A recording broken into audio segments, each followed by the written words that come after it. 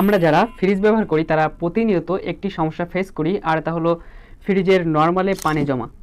তো এই সমস্যাটি কিভাবে সমাধান করবেন এই ভিডিওতে তা বিস্তারিত দেখাবো। প্রথমেই আমরা জানবো যে ফ্রিজের নর্মালে এই পানিটার উৎপত্তি কোথা থেকে হয়। এখানে যে ফ্রিজের পিছনের দেওয়াল দেখতে পাচ্ছেন, এই দেওয়ালে বরফ তৈরি হয়।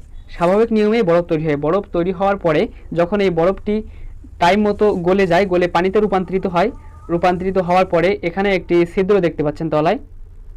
এই যে ছিদ্রটি, এই ছিদ্রটি দিয়ে পানিটি কম্প্রেসারের উপরে, অর্থাৎ ফ্রিজের পিছনে কম্প্রেসারের উপরে চলে যায়। সেখানে একটি ওয়াটার ট্রে করা আছে, সেই ওয়াটার ট্রেতে গিয়ে পানিগুলো জমা হয় এবং কম্প্রেসারের গরমে এই পানিগুলো বাষ্পে রূপান্তরিত হয়ে পানিগুলো শুকিয়ে যায়।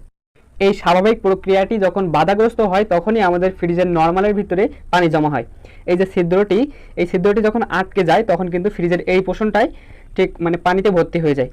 এই ছিদ্রটি আটকায় যে কারণে, তা হলো ফ্রিজে যখন আমরা